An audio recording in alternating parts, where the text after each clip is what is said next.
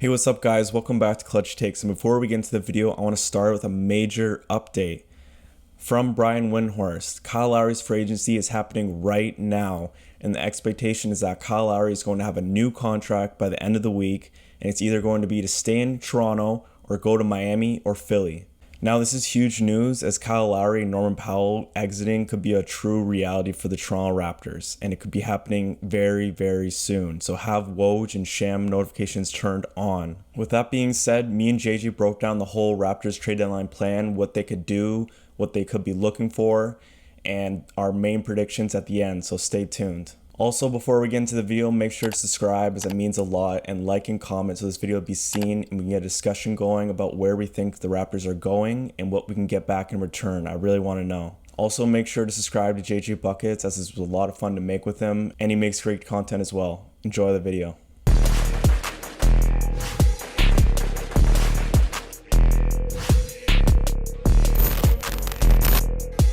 All right, guys, what's up? Clutch Takes back with another video, and today's a special video. We're doing a Raptors trade deadline preview video, and today I'm here to do this with JJ Buckets. What up, everybody? Happy to be back. Yeah, so the Raptors are in an 8-game losing streak as we record this video. Either that be 9 or they break it to the Rockets. So yeah, we're going to be breaking down everything. And why don't we start with the obvious? Should the Raptors be buyers or sellers? I think the streak is pretty telling, and I have my answer. Let me hear yours.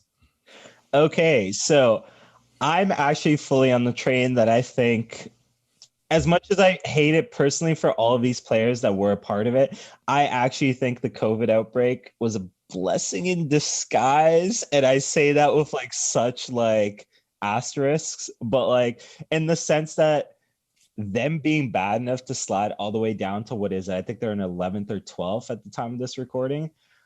I think it has been enough to justify being sellers at this deadline, which is exactly where I think the Raptors should go. I have, and I feel like I have to say this every time I talk about this, but I do have to say this.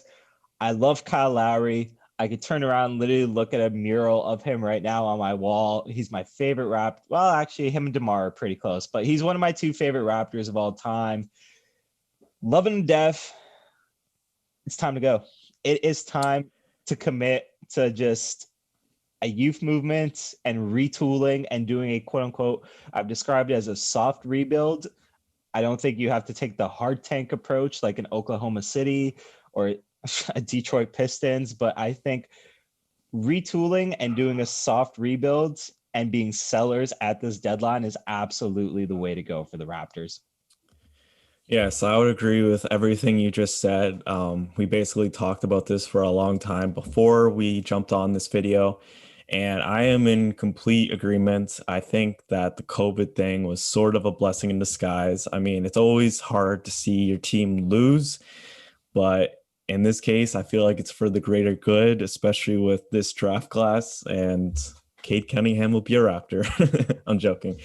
Or not. See, but that's the thing, though. Even if Cade Cunningham specifically isn't a Raptor, I think you could legitimately make the argument that there's about, I'd say, 8 potential franchise altering talents in this draft. I truly think that's how good this draft class is.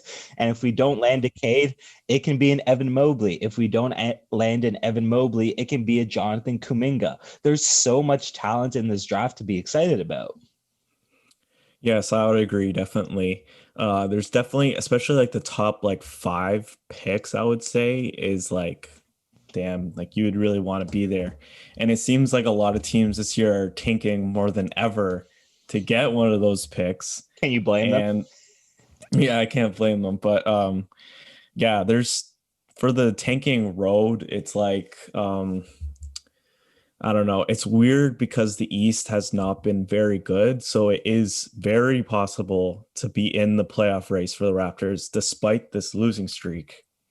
If you get a center fix or everyone gets up to snuff in the chemistry, it's very well possible we sneak in, especially with the play-in tournament this year of 9 and 10 seeds having a chance.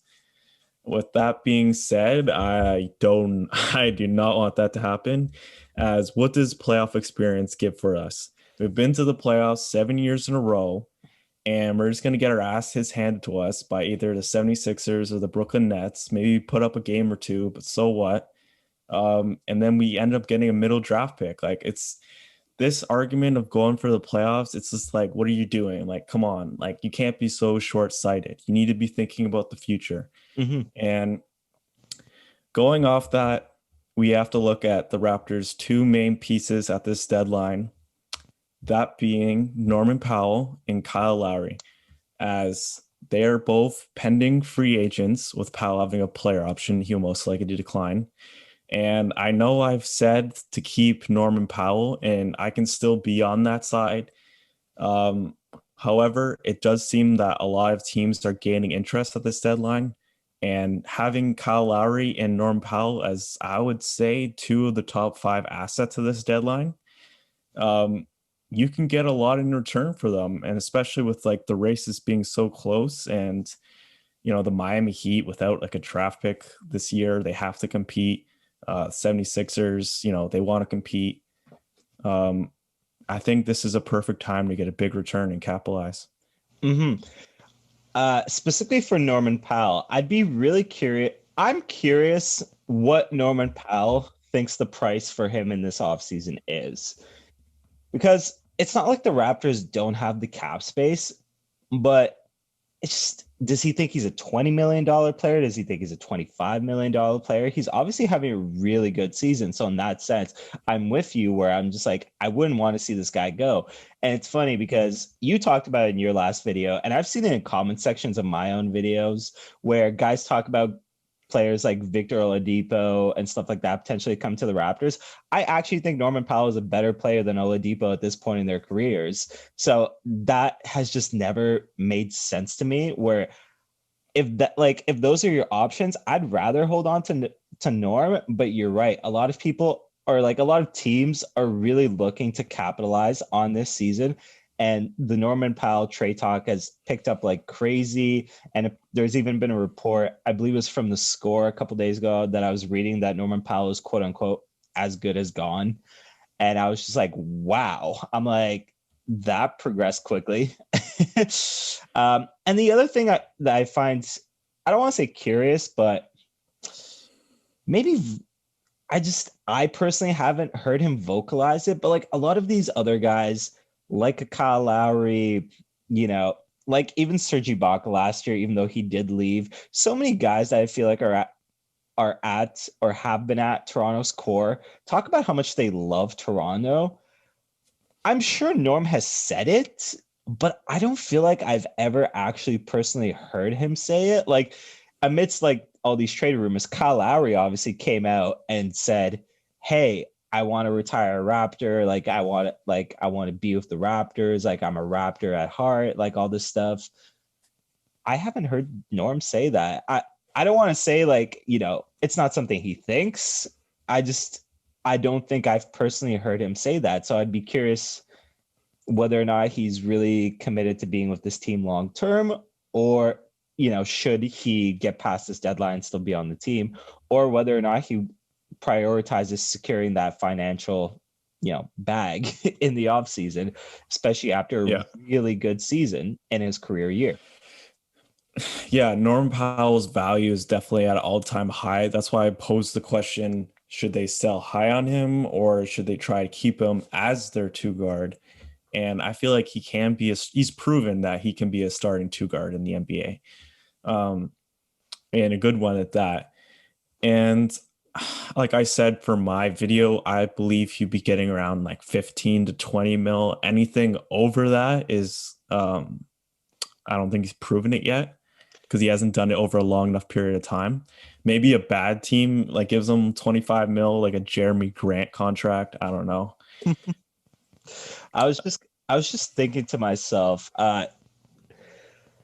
so Davis Bertans last year got 5 year, 80 million, just for comparison's sake. Norm deserves, based on his year this year, Norm deserves way more money than that. So I like with Norm, I think you're looking almost at a minimum of 20 million a year. Yeah, I can definitely see that. That's Especially because of how good his shooting has been. I feel like shooting has been at a premium. We've seen people like Joe Harris and eventually Duncan Robinson and Davis Bertans, like you talked about. These guys who are exclusively pretty much 3-point shooters are securing the bag. yeah. And we obviously know that Norm Powell is more than just a 3-point shooter. So, yeah, I would say, yeah, like he definitely probably will get $20 million in free agency. hmm And I guess it's up to the Raptors whether or not they want to pay that tag. But I want to bring up something that I believe I've talked to you about. But if you're the Raptors and you're looking forward, right, and you're trying to figure out how you're getting this team back to contender status, I think it's kind of safe to assume Freddie's in the future plans. Pascal is probably in the future plans. And based on the extension he just signed, I want to say OG's in the future plans. And none of those guys are guys that I want to be moving to the bench in favor of an upgrade. So where does that leave you? You're either looking at a two guard or you're looking at a center that, you're potentially hoping to bring into this team to elevate it to that next level. I have my own personal reservations about building a championship contender around a center. I think even with guys like Jokic and Embiid, who are the best of the best, like we still don't know if you can, in the modern era, you can build a team around a center and win a championship. A center as your best player, mind you. I think that's clear, but I'm just going to specify just in case. We'll see it this year with Embiid in the playoffs because he's obviously, I think he's the, with all due respect to Jokic, it's close, but I think Embiid's been the best center in basketball this season. And I don't know if that's enough to win a title. And the Sixers have done a fantastic job, in my opinion, building around Embiid and Simmons and Tobias. So for me, if those are the two spots you're looking to fill as the Raptors, I wouldn't want to put stock into a superstar center. I'd rather put stock into a superstar two guard. And Norman Powell's ceiling, with all due respect, isn't a superstar. It's maybe best case scenario, a star player, which is fine, like by all means for him. But if you're the Raptors and you're trying to get over the hump, how are you going to do it other than upgrading one of those two spots? And in that sense, if you're committing yourself to Norm, you're also kind of committing to the idea that your best player, in theory, unless you shake up the roster and like trade a Pascal, trade an OG, whatever it is, you're committing to the idea that you want your best player to be a center. Does that still win championships in the modern day game? I don't know. No, no, I Frankly, wouldn't say so. I would say, yeah, like when we see it in the past, like a two guard or like a small forward is like the way to go. Obviously, like Kawhi Leonard, LeBron James, Kevin Durant. That's how we've seen teams win championships. Steph Curry being the exception in recent years, I would say. Yeah, yeah, yeah. And then also, I just want to bring it back. We talked a lot about Norm, and I just want to talk a little bit more about Kyle Lowry. I always knew with all the media saying like, we're not trading him, we're not trading him, we're not trading him.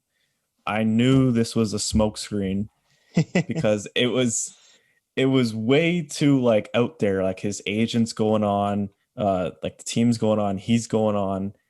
Something is obviously up, and obviously people, you can read between the lines with what Kyle Lowry said. I will retire with the Raptors, or maybe someday on a one-day contract. Yeah, I thought that distinction was so important that he said that because I saw so many Raptors fans immediately jump to like, see, he is staying. He doesn't want to be here long term. And they just gloss over the fact that he just slid that in there at the end. You're missing a big part. Yeah, You're missing a huge part. yeah, absolutely. And there's some talk. I don't remember. I think it might have even been you that told me about it. There's some talk that Kyle Lowry wants to secure a payday with this offseason as well, in terms of like a max contract. If you're a team like the Raptors, I'm sorry, you don't want to max Kyle, with all due respect. If you're a contender and you need a piece to push you over the top, Yeah, I'd consider maybe maxing Kyle Lowry for like 2 years or something like that. If you're in the Raptors position, I don't see it. I really don't. I No, don't see the reason. no, it doesn't make any sense. Um, like like we've always said, you don't want to stay in the middle. How many years you sign them? Say you sign them with like a 260 or whatever. You're committing to mediocrity. Like you're not going to get that pick. Say we get the crowds back, we're going to be a playoff team. I'm pretty confident in that. Um, I don't see like any sense that it makes, and it's kind of like um, I'll relate this a little bit to baseball just for a second, just an analogy. Um, when the Blue Jays made those two epic playoff runs, when the team changed and new ownership took over, it took a while for the fans to adapt the future, saying like, "Oh, where is this player? Where is this player? You're letting all these guys go." You need to adapt and you need to change. And I feel like the Raptors are in that transition area right now. Mm-hmm. You can't be putting your emotions ahead. And like we said, we have building blocks in OG, Fred, and Siakam. And you need to support the young core so that one, your winning window is longer and you have that cap space and that flexibility for a star, either in the draft, free agency, or trade. Mm. I think one of the things here too, I like that you bring up the Blue Jays because at the time, I remember Jays fans were just so against the idea of their team, being bad, especially like coming off those two big runs. You're right. Or was it like two, three big runs? I'm not gonna lie, I'm not the biggest baseball fan. I do follow, but like, yeah. Yeah, it was two exciting runs. My point here being is fans were calling for the heads of the front office being like, what the hell are you doing with this team, blah blah blah. And look at the team now. They're a young team on the rise because they took the time to properly, well, they took the time to do a proper full rebuild, which I think me and you both agree that the Raptors don't need a full rebuild, but they took the time to get it right. And now they have so much good young talent, so many players that are going to be so good for this Jays team for so long. And now fans are like, oh my God, wow, we're so excited about this team. And I'm just like, aren't you the same guy that was telling me 2 years ago that you wanted Shapiro's head? Yeah. Shakins forever. I kept hearing that on the Twitter timeline. But yeah, man, it's all hills and valleys. You got to be able to ride it out with your team. It's part of being a loyal fan. You got to be able to take the wins and the losses. Like, um, 100%. I completely agree with you. So here's the thing, though. We've been talking about this a lot in terms of like Norm and Kyle. Based on who's interested and based on, you know, what might be available, what would you want to see in return for the Raptors for either a Norm Powell or for a Kyle Lowry? And where would you like to see them go and like why? for Kyle Lowry, we've been mostly hearing Miami and the 76ers, which are good destinations for the Raptors to get a return. Like you've said, Tyler Hero, and the Raptors have been interested in him, obviously. I am And for and for the 76ers, like a player like Maxi or Thibault. so here is why I love the Tyler Hero trade idea. And obviously, this is a video I made like way back when on my channel, and I'm still standing by it. Here's why I like Hero specifically. With let's say between the top three teams that have seemingly been involved, right?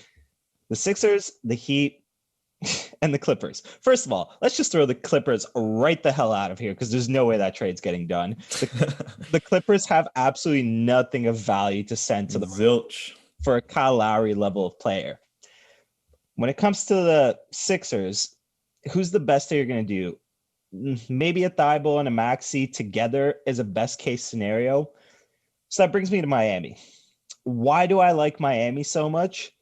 It goes back to what I was saying earlier, where if you're going forward with Fred and you're going forward with OG and you're going forward with Siakam, the 2 guard spot and the 5 spot is what you're looking at, right? Tyler Hero slots perfectly into the 2 guard spot.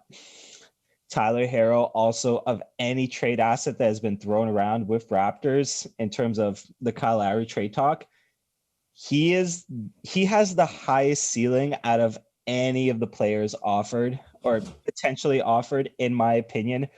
I'm not saying this guy's going to be a future superstar, but I'm saying he has a chance. And that's the thing. As much as I look at a Tyrese Maxey and I do really like his game, I don't know if, at his peak, he's a future superstar player. I don't know if Tyler Hero is a future superstar, but I do think Tyler Hero has a chance to be a future superstar. And I think that's more than you can say for anybody that the Clippers are going to offer, anybody that the Sixers are going to offer, or even by comparison for the Miami Heat, if they offered Duncan Robinson, I would really push for Hero, because as much as I like Duncan now, I think he's a very good player in what he does. Hero's ceiling is just so appealing to me. And I think with the Raptors and their foresight, obviously being on the future, you want to be thinking about what is the best version of this player that I could potentially be getting. And I think the absolute best version of Tyler Hero that you could be getting is a future superstar player. Will he ever get there? The jury's obviously out on that one, but he has a chance. And honestly, I think you want to take a chance on a guy that has that chance. Yeah. I'm actually just looking at Tyler Hero's contract right now. And obviously, since he's only in his second year, he has this year and then another year and then a club option and then a qualifying offer. So, yeah, and then he's an RFA. So this is like another thing I like about him over Duncan Robinson is, say he doesn't become into that star player, he's cheap. So it's just like you don't waste cap space, at least in the near future. So it gives you a lot of flexibility to either move on from a player on the roster to make room for him when you have to, and also gives you that opportunity to get those draft picks. So, yeah, I think Tyler Hero is obviously the best scenario for the Raptors to get for any one of these guys. You never know with Masai being creative. But yeah, I mean, honestly, think after Masai Ujiri somehow turned Andrea Bargnani into a first-round pick, shit, man, anything's possible. anything's possible with Masai. Speaking of Masai, it's like he's been quiet for a long time. I feel like I haven't heard much at all from him. And I'm really wondering what's happening behind the scenes. And another thing, I just want to switch it off like the Kyle Norm subject, is that it's been rumored that two of the targets, besides for actually like buying, would be Rashawn Holmes and Spencer Dinwiddie. So I just want to give a quick thought on both of those players. And if you would want either of them, which one would you prefer and how much do you think it would cost? So I'm open to the idea of a Dinwiddie trade for one main reason. Based on what I've read from different sources, it doesn't seem like the Nets are really putting that high of an asking price on him. And I think having somebody like Dinwiddie coming off the bench for you and leading that second unit could be huge for the Raptors going forward. Plus, he's not that old yet. If I remember correctly, I believe he's 27. And to allude back to those reports, the Nets are asking for a role player and a second round pick, which is Yeah, not a tough asking price to meet whatsoever. not at all. Raptors. So, yeah, I'd be for that move. I know he obviously had the torn ACL, and that's not an easy injury, but at the same time, I don't think it specifically would impact the things that Dinwiddie is good at on the court. So I wouldn't lose too much sleep over that injury type of thing, where I would be personally, I would be perfectly fine with seeing that move, especially because based on like salary matching Well, and contracts, what's it going to take? If we're talking role players, boom, take Aaron Baines, take Terrence Davis, take a second round pick or 2 second round picks. oh, The money adds up. I don't think you're going to miss those second round picks, and I think Dinwiddie's a plus player to really have coming off that bench for you. I mean, it's like a good upside move, right? It's like the Nets are trying to win right now. So Spencer Dinwiddie does not matter. Like he's just another asset to get for this year. So I think you can give them some useful pieces, like I don't know, maybe Aaron Baines fill the cap, Terrence Davis, good offensive player, and then I've even said like a Matt Thomas. Like Brooklyn can't have like enough catch and shoot guys. I think Shamit actually went down, so they could have like a fill. He could fill in that role. Um, yeah, I think that's definitely something. I feel like the ACL, I was going to say it would be a little bit of a detriment because he's not an amazing three-point shooter, I believe. He's like 30%, which is not that good, but um his playmaking, and I feel like if he recovers, it's definitely a big upside move, and it's like low risk, high reward type of thing. Mhm. And as far as homes go, or sorry, as far as homes goes, wow, that was a tongue twister for no good reason. um, I like him as a player. I do. But I mean, I guess it depends on the other moves that you're gonna do around that. I wouldn't mind him as a starter for the Raptors. I think he's fine. I think he's a perfectly quality player to have in your starting lineup.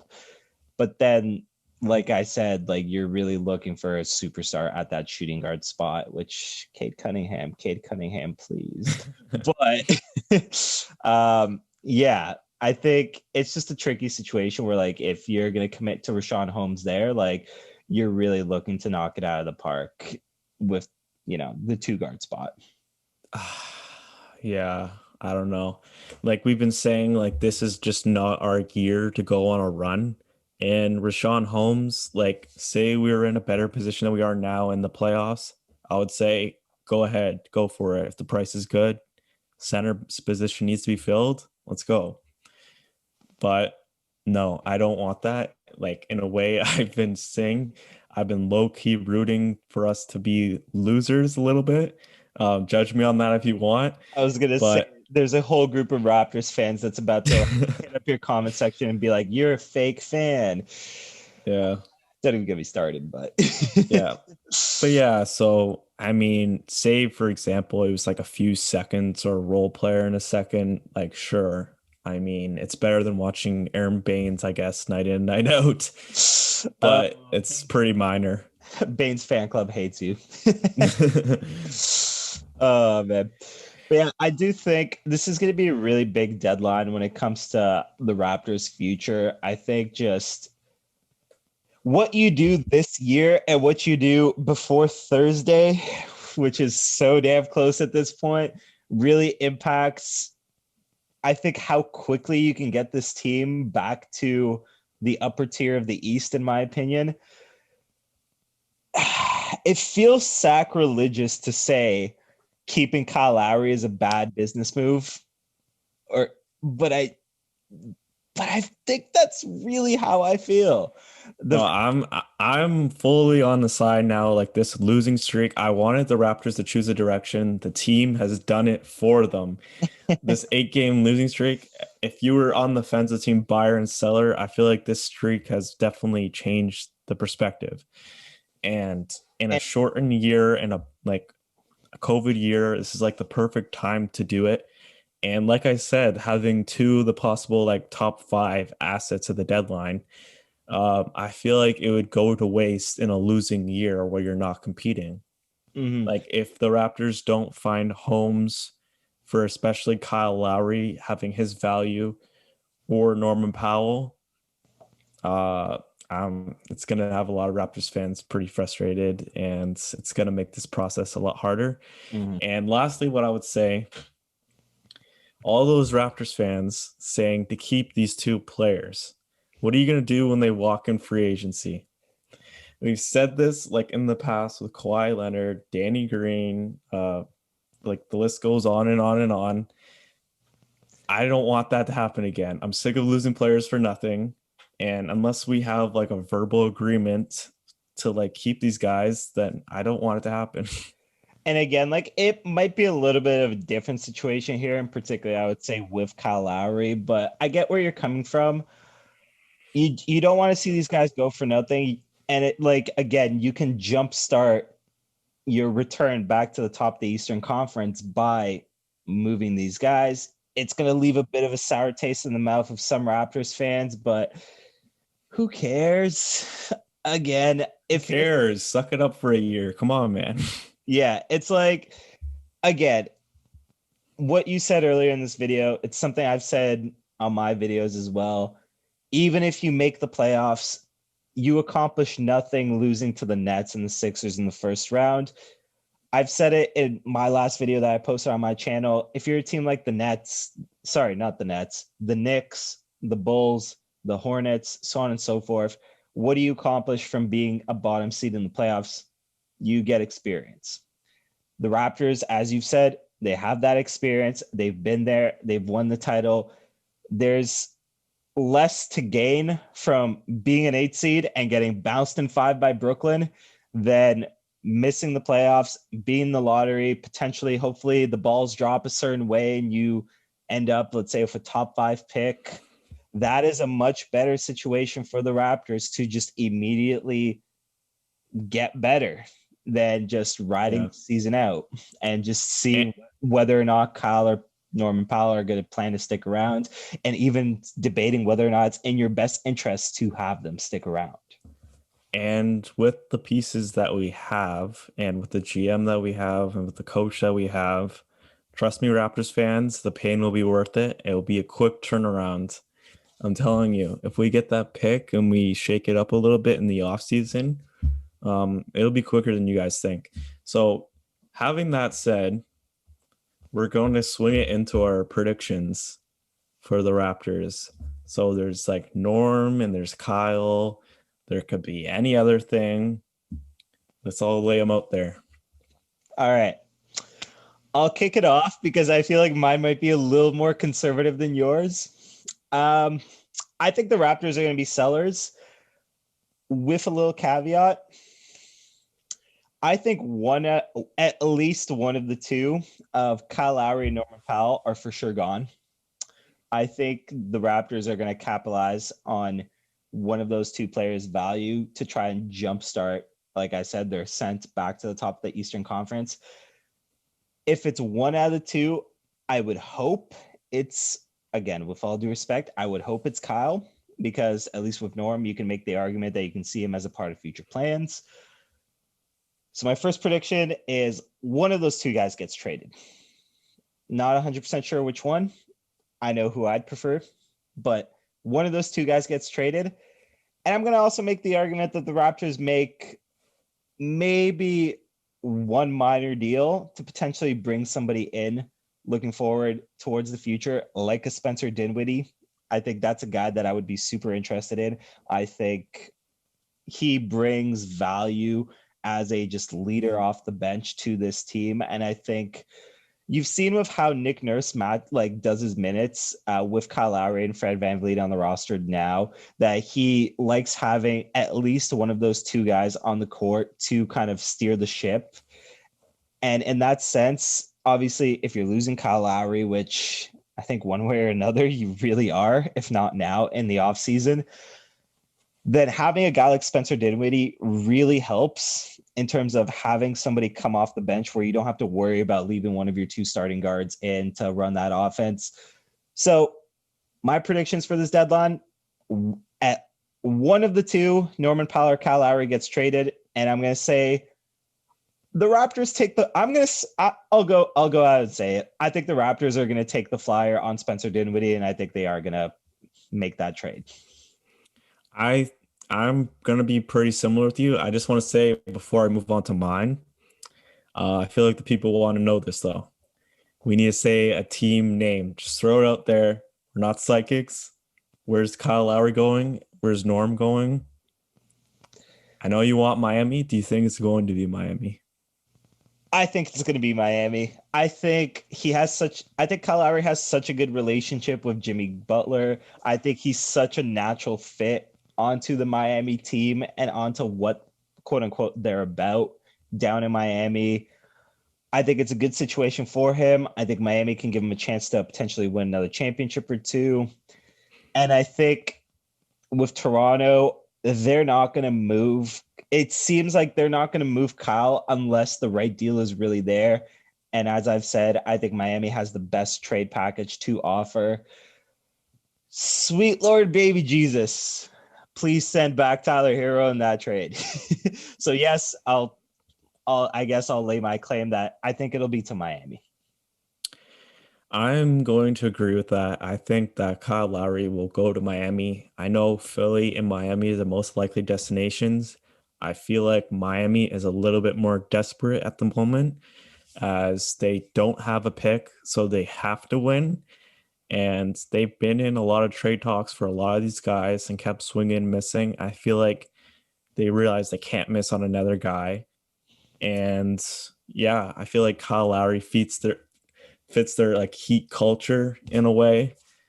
And yeah, I feel like it'd be a seamless fit. And for Norman Powell, like I said, I feel like Miami Heat and 76ers are battling over these two guys. I think Norman Powell will go to the 76ers as I feel like that's like their silver medal. That's their silver medal. That's They interesting. missed out on Kyle Lowry, but they get Norman Powell. Um, so just to quickly touch back onto the Heat thing, the other thing why I specifically think Kyle would go to like is going to end up on the Heat if he gets traded over the Sixers. You were talking about the desperation thing, and I think that kind of comes from the fact that Jimmy Butler, who's obviously your main star, is a lot older than, say, Joel Embiid or Ben Simmons on the Sixers, where the Sixers obviously want to capitalize on this window that they have now. They're better positioned to be in that spot where they're like, cool, if we miss on this year, we can run it back and we can still be a very good Yeah, team exactly. for years to come. Where with the Heat, Jimmy's a great player, and I think he will continue to be a great player, but he's obviously on the older side. So you want to strike while the iron is hot, I believe the expression is. Um, I'm going to disagree with you, though, on Norman Powell ending up on the Sixers. I don't necessarily see the fit in the sense that I think the Sixers need an added playmaker to that team because let's be real, outside of Ben Simmons, I don't think there's really anybody that I would consider an upper tier playmaker on that team. And I think having an extra playmaker on that squad really goes a long way. And Norm, with all due respect, he's not a playmaker. Frankly, he's somebody that would benefit off playing with Ben Simmons. I definitely believe in that. But you already have a guy like that in my eyes, and Tobias Harris that kind of really benefits off the playmaking of both Embiid and Ben Simmons that you're kind of adding more of the same, where I think the Sixers would specifically be looking to add somebody that brings an extra level of playmaking and then obviously shooting, but like especially playmaking to that team. Where I'm going to disagree with you there. I don't see the fit for Norman Powell in a Philadelphia 76ers uniform. Okay, so where would you say? Um, Honestly, I'd say the Knicks. I really would.